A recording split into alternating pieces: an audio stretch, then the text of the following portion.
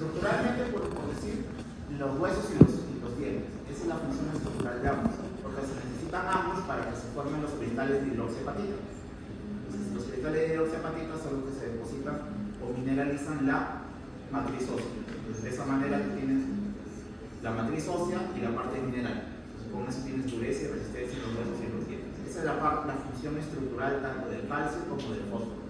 Pero aparte, tienen funciones que también son de tipo metabólicas. ¿Ya? Por ejemplo, hace rato dijimos que el calcio era importante para que se libere la insulina, por decirlo, ¿no? Esa es una función que no tiene nada que ver con el hueso, porque la gente asocia calcio con huesos nada más, pero no, el calcio tiene muchas otras funciones.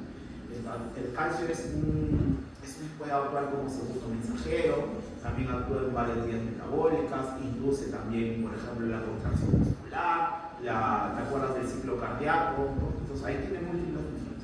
El fósforo está, por ejemplo, en la producción de energía. ¿Por qué se llama ATP o ADP?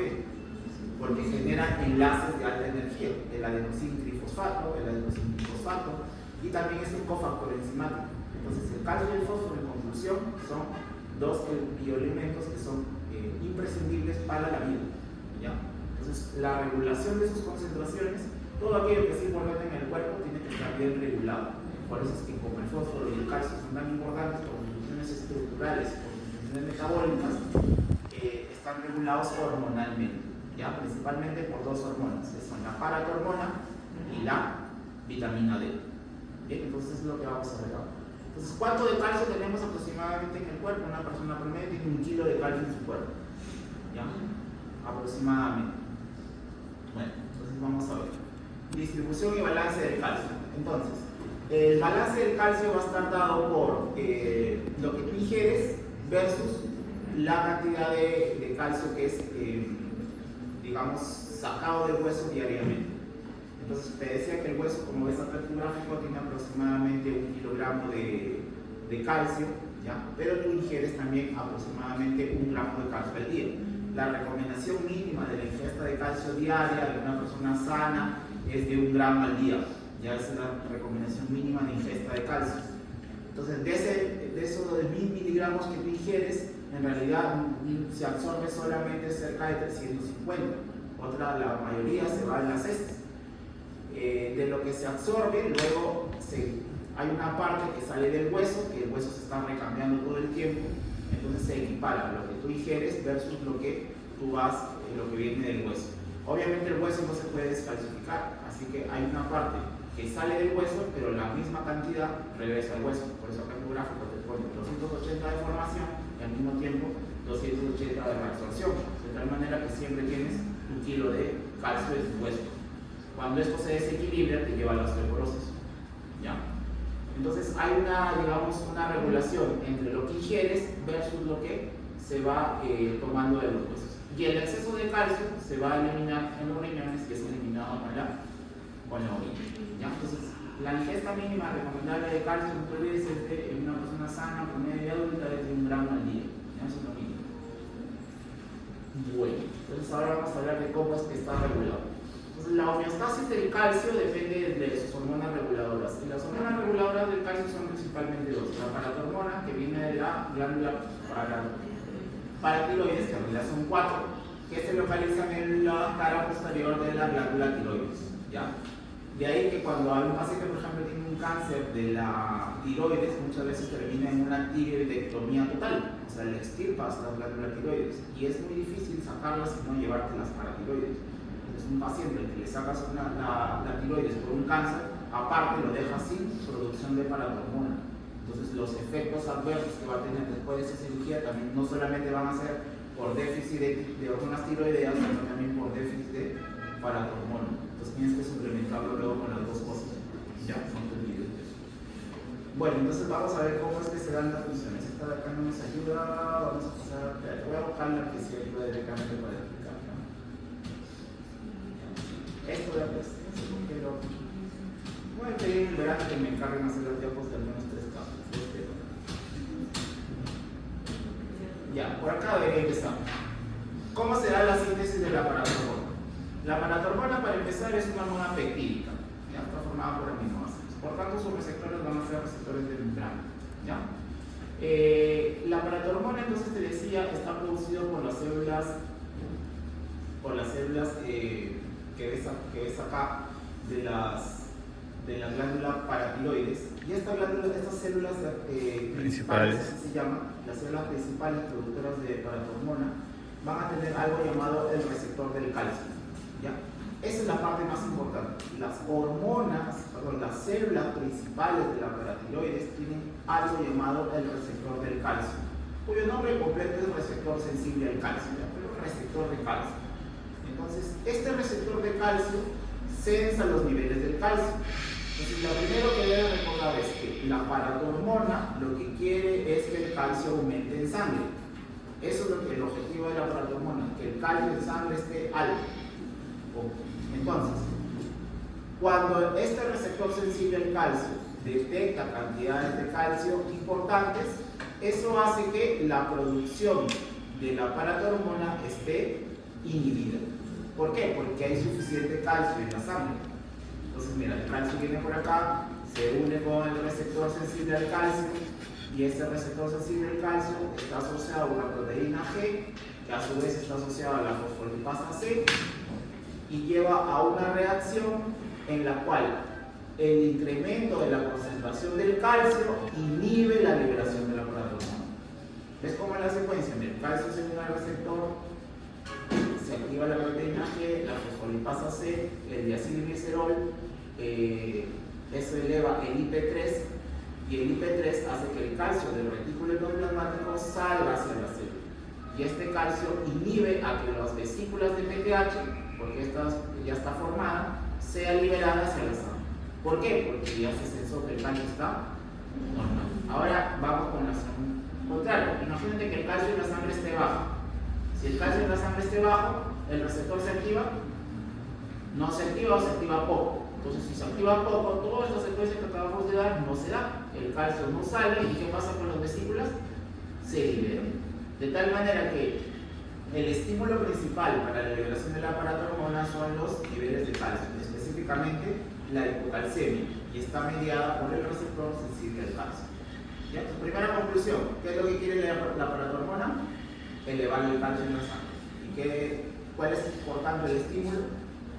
Que esté bajo, o sea, la hipocalcemia. Ya siempre es por retroalimentación negativa, por eso es que tienes que tener mientras no le hace el efecto, el estímulo es el contrario. ¿Bien? Eso es lo que te quiere decir toda esta diapositiva que ves acá. Ahora vamos con, acá están las células principales, que como te decía son las encargadas de producir a la paratormona. Las células oxígenas son una célula de sostén que están por ahí, ¿no? Que van a ser la parte estructural de la glándula. Entonces, este gráfico te habla de cómo la elevación del calcio en sangre va a hacer que se libere se pierda una mayor cantidad de fosfato, ¿no? Ahora vamos a explicar por qué el calcio y el fosfato van en contra. Entonces acá este gráfico sacado del constante dice relación entre la concentración del plasma del calcio y la secreción de la hormona paratiroidea. Acá el calcio está en 0, a medida que el calcio aumenta, mira, 0, 6, 8, 10, ¿ves cómo la curva de secreción de la paratormona empieza a caer? Significa que a medida que se induce hipercalcemia, la cantidad de paratormona liberada baja. A medida que el calcio baja, la paratormona sube. ¿Ves? Van en contra. ¿Ya? Entonces, tenemos el calcio, este KSR significa receptor sensible del calcio, que es el que va a sensar los niveles de calcio. El calcio baja, el receptor no se estimula, si no se estimula se libera paratormona. Y ahora vamos con las acciones de la paratormona. Entonces la paratormona tiene 3 órganos diana principales: el hueso, el riñón y el intestino. El hueso, el riñón y el intestino. ¿Qué es lo que va a hacer en el hueso? En el hueso, recuerda que es la principal reserva del calcio, ¿verdad? Tiene 1 kilo de calcio por cada hueso. Por tanto, si la paratormona quiere que el calcio aumente en sangre, ¿cuál es la lógica de su acción en el hueso? ¿Hará formación de hueso o resorción de hueso? Resorción, porque la reabsorción del hueso hará que ese calcio que estaba almacenado regrese hacia la sangre, y con eso se eleva el calcio. Entonces te preguntarán, ¿la paratormona estimula la formación del hueso? No, estimula la reabsorción de la matriz ósea, la reabsorción ósea. Bien. Por otro lado, ¿qué es lo que va a hacer en el riñón? El riñón se encarga de reabsorber o de secretar. Entonces, ¿qué es lo que va a querer? ¿Que el riñón pierda calcio o que lo conserve? Va a querer que lo conserve. Entonces, como quiere que lo conserve, la paratormona se va al riñón, específicamente se va al túbulo contorneado proximal, y en el túbulo contorneado proximal estimula la producción de 1.25 de hidroxivitamina D, que también llamada simplemente calcitriol, que es la forma activa de la vitamina D. ¿Y qué hace la vitamina D? Se va más allá y en los túbulos colectores y distales estimula a que el calcio se reabsorba, de tal manera que el calcio aumente. Todo lo que haga la paratormona va a servir para que el calcio suba. Entonces, en el riñón hace que se produzca más vitamina D y por tanto esa vitamina D estimula que se reabsorba más calcio. Por otro lado, la paratormona sí va a hacer que se absorba menos fosfato. ¿Ya? Recordarás, para los que ya pasaron oficio 2, que en el túbulo contorneado proximal se daba la reabsorción del fosfato y estaba asociada a un cotransporte ligado al sodio. El fosfato inorgánico ingresaba junto con el sodio. Entonces, en el riñón lo que hace la paratormona es disminuir la expresión de esos canales. Hay menos transportadores de fosfato y sodio, por tanto el fosfato no se reabsorbe y se pierde con la orina. Es por eso que la paratormona eleva el calcio y baja el fósforo. No te olvides, la paratormona eleva el calcio y baja el fósforo. Y por otro lado, esta vitamina D, aparte de tener una acción en el riñón, también se va a ir hacia el intestino, y en el intestino estimula la reabsorción de calcio, a su vez que estimula la reabsorción de fosfato. ¿Dónde se da la principal reabsorción de calcio en el intestino? Es en el duodeno y en el yeyuno proximal. Ya, la mayor parte del calcio reabsorbido en el intestino es en el duodeno y en el yeyuno proximal. Entonces, conclusión, ¿qué hace la paratormona? Eleva el calcio. ¿Cuáles son sus órganos diana? Hueso, riñón e indirectamente el intestino. ¿Por qué? Porque estimula la producción de la vitamina D. ¿Dónde se produce la vitamina D? En el túbulo contorneado proximal. ¿Ya? Ahí se produce. La forma activa, ¿cómo se le llama? 1.25 dihidroxicalciferol, o posiblemente llamado calcitriol. Pregunta básica. ¿Cuántas hidroxilaciones requiere la vitamina D para ser activa? 2. Por eso se llama 1.25 dihidroxi. ¿No? Su nombre te da la respuesta. 2 hidroxilaciones. ¿Dónde se producen esas hidroxilaciones? La última, lógicamente, en el riñón, porque es donde viene la paratormona. Y la primera, en el hígado. Y la conversión de colesterol a vitamina D, ¿dónde se da? En la piel. Creo que hay una diapo de eso, debería estar por aquí. Bueno, entonces vamos. Entonces, los efectos de la paratormona van a ser estimular la producción de la vitamina D. Esta vitamina D, como ves acá, ya dice, la absorción intestinal está regulada por la vitamina D. Entonces, la vitamina D viaja por la sangre y va a llegar tanto a los intestinos como a los riñones. En ambos casos, ¿qué va a hacer la vitamina D? Estimular la reabsorción del calcio. En el caso del intestino, cuando llega la vitamina D, expresa a que los canales de calcio y el transportador de calcio intracelular llamado calvitina se produzca en mayor proporción.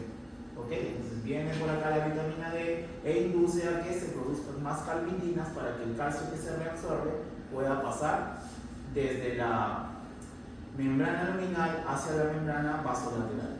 ¿Okay? También estimula la producción de los canales de calcio, también estimula la bomba de calcio y del intercambiador de calcio con sodio. ¿Okay? Todo eso lo hace la vitamina D. Todo. ¿Ya? Las tres te preguntan, ¿la vitamina D estimula la formación de canales de calcio? Verdadero. ¿De calvitina? Verdadero. ¿De la bomba de sodio de la bomba de calcio? Verdadero. ¿Y del contratransportador de calcio y sodio? Verdadero. Todos esos efectos tiene la vitamina D cuando llega a la célula intestinal. En el caso de la célula renal es bastante similar, pero ahora tiene aparte la sinergia de la paratormona. La paratormona también estimula a la formación de calindina y a la formación del calcio. Lo mismo que hace la vitamina D3. ¿Ok? Esas son las funciones de la proteína. Ahora, esto ya no es molecular, pero es importante saberlo. Recuerda que la palatormona es una hormona peptídica, por tanto tiene un receptor de membrana, está acoplada a una proteína G y a un adenilato ciclasa. Su segundo mensajero que usa es el AMP cíclico. ¿Okay? Este AMP cíclico induce a la proteína sinasa a que haya fosforilación. Recuerda, yo te decía, hay un cotransportador de sodio con fosfato. Esta palatormona entonces bloquea, fosforila a este transportador y lo inactiva. Por tanto, el fosfato se deja de reabsorber y se pierde con la orina. De tal manera que la palatormona eleva el calcio y baja el fosfato. Esto de las enfermedades, ahora lo vemos en el ideal de los. En física 1 te enseñaron, o en histología 1, supongo, las células del hueso. Osteoclasto, osteocito y osteoblasto, osteocito, osteoclasto. No son las tres. Entonces vamos a recordarlas. Para recordar eso hay que saber pues esta figurita que está acá. Primero, los osteoblastos son las células formadoras del hueso. Los osteoblastos, cuando formaban matriz ósea, también se le llama osteoide, que son depósitos de colágeno. A medida que el osteoblasto forma grandes cantidades de matriz ósea, eventualmente, como se rodea de matriz ósea, se queda atrapado, se queda en un agujero, ahí se queda viviendo el osteocito. No significa que cuando ya se quedó atrapado por la matriz que formó deja de ser útil, sino que le empiezan a crecer brazos. Entonces empieza acá, esta célula de aspecto medio estrellada es el osteocito, que originalmente fue un osteoblasto. El osteoblasto formó matriz ósea, pero cuando ya madura se convirtió en osteocito. Y le crecen estas prolongaciones dendríticas a manera de brazos que hacen que se mantengan comunicados entre ellos mismos y con las otras células, que son los osteoblastos y los osteoclastos. ¿Ya? El osteoclasto tiene una estirpe diferente, que es por la fusión de macrófagos, ¿verdad? Son monocitos que son glóbulos blancos que se fusionan y forman a los osteoclastos. Si el osteoblasto hace formación de matriz ósea, el osteoclasto hace resorción ósea, ¿no? Y entonces el equilibrio de una con otras hace que el hueso esté constantemente en recambio. Tus huesos, si bien es cierto, ya no crecen porque tú ya a tu edad ya terminaste tu desarrollo en altura, todo el tiempo se están modificando tus huesos, de tal manera que los huesos que tienes ahorita exactamente no serán los mismos que tengas de aquí en un par de años, porque ya se recambió toda la matriz ósea y toda la mineralización. ¿Se entiende? Entonces hay un equilibrio entre lo que se va formando con lo que se va reabsorbiendo. ¿Ya? Esa dinámica, ¿quién la da? El osteoblasto con el osteoclasto, pero en el medio está el osteocito, que es el que regula la función de los dos.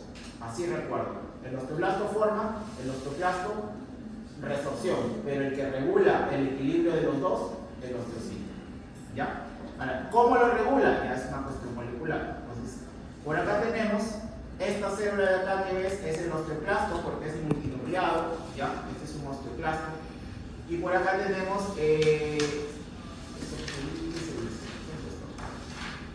este es un osteoblasto. Entonces el osteoblasto, a medida que se va desarrollando, se convierte en un osteocito, ¿no? Cuando era joven formaba toda la matriz ósea. Esta matriz ósea se calcificaba luego por los cristales de hidroxiapatita formados por el calcio y el fosfato. Entonces este osteoblasto, a medida que se va desarrollando, se convirtió, dijimos, en un osteocito. Cuando se convierte en un osteocito, lo que hace es empezar a producir citocinas. Y esa citocina que produce se llama ranca ligando. ¿Ya? Ranca ligando. Los ligandos son las proteínas que se unen a un receptor. No te olvides. Si tú lees solo ranca, es el receptor, pero el ranca ligando es lo que se une al receptor ranca. ¿Ya? ¿Y quiénes son las que expresan estos receptores ranca? Pues justamente son estas células que ves acá, que son glóbulos blancos. Estos glóbulos blancos son los monocitos. Los monocitos o macrófagos, cuando reciben el estímulo del ranca ligando y se unen a su ranca, hace que se fusionen y se conviertan en un osteoclastos. Por eso te decía que el osteocito es el puente entre la formación y la resorción ósea. El osteoblasto, entonces, recapitulando, el osteoblasto forma matriz ósea. Cuando ya madura, se convierte en osteocito. Acá habría que agregar que esto ya debería ser un osteocito. Cuando ya se convierte en osteocito, entonces genera ranca ligando. El ranca ligando se une al ranca del macrófago y eso hace que los macrófagos se fusionen y generen un osteoclasto. ¿Okay? A su vez, así como el ranca ligando estimula a que se formen los osteoclastos, el osteocito también produce algo llamado la osteoprotegerina. La osteoprogesterina lo que hace es unirse al ranca ligando y evitar que se unan al macrófago. ¿Okay? O sea, a su vez que produce el estimulador, produce algo para contrarregular, ¿no? Para que la formación de los osteoclastos esté regulada. Si por ejemplo no hubiera osteoprotegerina, se producirían demasiados osteoclastos, por tanto habría más resorción que formación. ¿Entiendes? Entonces, según la necesidad del hueso, o produce más ranca ligando o producirá más osteoprotegerina. ¿Bien? Por si acaso, también los osteocitos producen algo llamado el factor estimulante de colonias de macrófagos, que estimula que estos macrófagos se proliferen, o sea, aparezcan más de ellos. Y esto de acá que es un osteoclasto. El osteoclasto se adhiere al hueso y este espacio que ves acá se llama laguna de Howship, se escribe H-O-W-S-H-I-P, laguna de Howship, que es el lugar donde el osteoclasto segrega cantidades de fosfatasa ácida y cloruro de hidrógeno, y eso hace que se produzca la resorción y desmineralización del hueso. Ese calcio que se libera pasa hacia la sangre y por eso es que se induce la hipercalcemia. Ahora, respecto a las hormonas, ¿quién va a controlar la función de los osteoblastos y de los osteocitos? Pues justamente la paratormona y la vitamina D.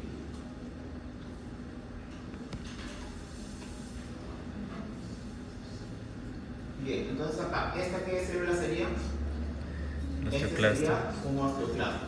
Estos de acá son los osteoblastos y estos que ves acá son los osteocitos. Bien, entonces, los osteocitos son los que van a ir induciendo la producción de osteoprotegerina con el ranca ligando.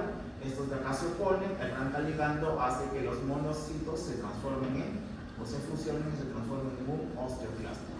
¿Qué hace la paratormona? Pues la paratormona y la vitamina D estimulan directamente al osteocito y al osteoblasto.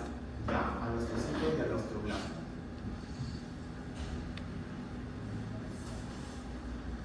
¿Esto qué es? Este es un osteoclasto y este es su laguna de Howship.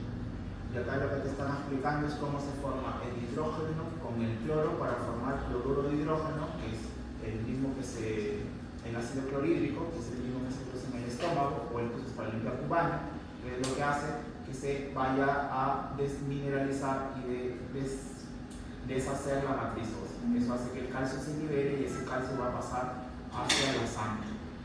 ¿Ok? Entonces, la paratormona trabaja con el calcitriol entonces para promover la resorción ósea, la reabsorción intestinal del calcio y la reabsorción del calcio en la membrana distal. Acá está lo que te decía de la cadena de la vitamina D. La vitamina D tiene dos fuentes, lo que comes o la que se produce en tu cuerpo. La que se produce en tu cuerpo es endógena y la que comes es la exógena. La que produce en tu cuerpo se llama D3 o policalciferol y como es un lípido, su base es el colesterol. ¿Ya? Entonces, en la piel se expone primero a los rayos ultravioleta tipo B y los rayos ultravioleta tipo B hacen que se aparezca la vitamina D3 en base al colesterol. Luego esa vitamina D3 pues ya viaja por la sangre, pero no es activa y cuando llega al hígado se da la primera hidroxilación, ¿ya? Que es catalizada por una enzima. Luego recién llega al riñón y en el riñón hay una enzima que se llama alfa-hidroxilasa, que es la que hace que se transforme finalmente 1.25 de hidroxicolecalciferol o simplemente llamada calcitriol, que es la forma activa de la vitamina D. Esta es la que recién va a hacer que se produzca una mayor absorción intestinal del calcio, ¿ya? Una mayor absorción intestinal del calcio. Por otro lado, cuando la concentración de calcio en el plasma sube lo suficiente, eso inhibe a que se libere la paratormona, y si la paratormona se inhibe, se deja de producir vitamina D y se deja de reabsorber calcio, y con eso el calcio bajaría. Bien. Y acá lo que te decía, en base al deshidrocolesterol, por acción de las rayos ultravioleta tipo B, no te olvides, se forma el colecalciferol. La primera hidroxilación en el hígado, la segunda en el riñón. Bien, esta de acá es el colecalciferol, que es el que nosotros producimos. El que tú comes se llama ergocalciferol, que es la vitamina D2. Este proviene de la dieta. Y este, como ya proviene de la dieta, se absorbe y va directamente al hígado y ahí se transforma en la 25-dihidroxicolecalciferol y luego viaja al riñón y ya se forma en la calciferol. Al final ambas terminan acá, pero tienen fuentes diferentes. La que tú produces es la D3 y la que tú comes es la D2. También consumimos algunas cantidades de D3, ¿ya? Pero D2 no producimos, eso sí viene con la dieta. Bien, entonces, efecto del aumento de la ingesta de vitamina D3 sobre el hidroxicolecalciferol. Entonces tenemos, a medida que la vitamina D se incrementa, ¿ya? Acá están los límites de la vitamina D3, mientras más ingesta haya de vitamina D3, también se van a ir elevando los niveles de la forma activa de la vitamina D. Esta es la primera hidroxilación y acá tenemos la segunda. Ahora, respecto al calcio, a medida que el calcio va incrementándose, inicialmente vamos a tener que la vitamina D3 forma activa va a ir disminuyendo. Porque ¿qué es lo que hace la vitamina D? Absorbe el calcio. Entonces, si ya tienes exceso de calcio, ya no necesitas tanta vitamina D y por eso su concentración baja. Ahora, si la ves al contrario, si el calcio va disminuyendo, ves cómo la producción de vitamina D sube drásticamente. Y es que los niveles de calcio tienen que estar bien regulados, desde 8.5 hasta 10.5 como nivel máximo en sangre. Si el calcio se altera rápidamente, va a inducir arritmias cardíacas y se alteran muchos de las funciones metabólicas. Entonces, el rango es bien corto, de 8.5 a 10.5. Ahora tenemos la absorción intestinal de calcio, esto ya lo habíamos explicado en la diapositiva anterior. ¿Cuál es el transportador intracelular del calcio? Es la calvindina. ¿Quién estimula su producción? Pues la vitamina D. ¿Ya? ¿Qué más hacía la vitamina D? Expresaba los canales de calcio, que estos son sus nombres. Hay uno que es 5 y hay otro que es 6, son dos. No necesita que te aprendas el nombre de las siglas, acuérdate que simplemente es un canal de calcio, y son dos. Eso también es estimulado por la vitamina D. Y luego vemos que hay una bomba de calcio, esa bomba de calcio y un intercambiador de calcio con sodio. Todas esas cuatro proteínas son inducidas por vitamina D. Tanto el contratransportador del sodio, la bomba de calcio, la calvindina y los canales de calcio. Las cuatro proteínas son estimuladas por la vitamina D. Y como son proteínas, tiene que haber transcripción y traducción. Por eso es que la vitamina D entra en ¿ya? ¿Qué tipo de receptor tendrá la vitamina D? ¿De membrana o intracelular? Intracelular, porque ¿cuál era su base? El colesterol. Como su base es el colesterol, sus receptores son intracitoplasmáticos e incluso son intranucleares, atraviesan. Bien, ahora tenemos la reabsorción del calcio. Esto es a nivel de la nefrona. En la nefrona entonces habíamos dicho que el calcio se reabsorbe a nivel principalmente de